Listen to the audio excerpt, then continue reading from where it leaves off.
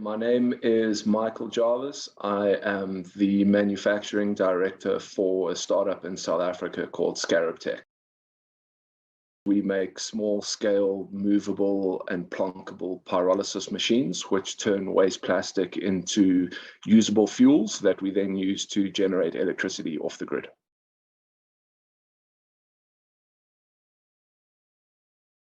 I completely underestimated the difficulty in becoming an entrepreneur. I've always had decent ideas, and there was nothing really holding me back about 10 years ago. And I thought it would be a really good opportunity to just give it a crack and see where I ended up. And I haven't failed dismally yet, so I guess I've just kind of carried on. So I've moved from one startup in manufacturing to another startup in manufacturing. So I've been lucky enough to just kind of keep on the train, if that makes sense. Things around legislation and understanding how cash flow works, especially when you work with bigger corporates. I didn't have enough experience in how things actually move in bigger organizations that I haven't been a part of. So I completely underestimated how long it would take to get things off the ground and how far away you are from being a successful entrepreneur when you have just a really good idea. It takes a lot more than a really good idea to get to a point where you either cash flow positive or have a product in the market.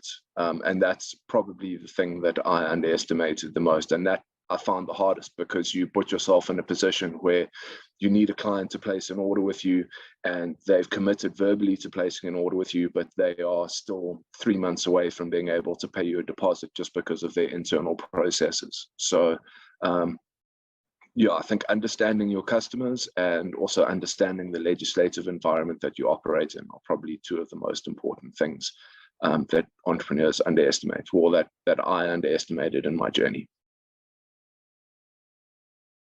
I think it's got more to do with the personality that you are and less to do with the concept of failure as a business person. There's many aspects to failure, whether it be family life or business or whatever. So I think that the biggest failure that I've had has probably been in focusing too much in one aspect of your life and disregarding the others.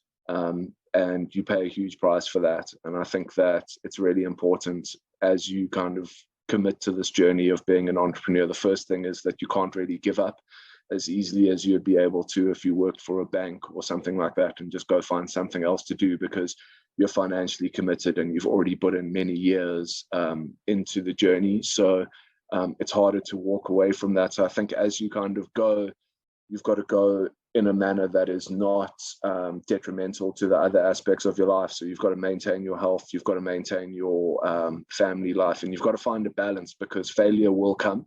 And it's just how you manage that failure and make sure that it doesn't derail you completely.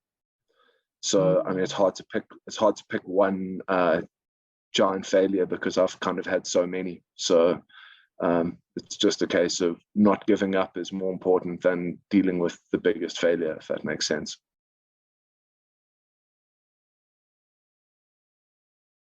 Okay, going back to the beginning, it's really difficult. If I knew what I knew now, I don't think I would be as brazen in my approach and as gung-ho as I have been. I've definitely learned a lot. And I think, what would I tell myself? I'd tell myself to do more research. I'd tell myself to speak to more people so that I'd be able to frame not just my ideas, but how my ideas fit into the market more, because that's, in my mind, been more relevant in my journey than the actual products that we've put into the market. So for example, with ScarabTech, we knew we had a good product 3 years ago, but it's taken us an additional 3 years to get to a commercially viable product. And there's a lot that goes into that we weren't aware of at the time.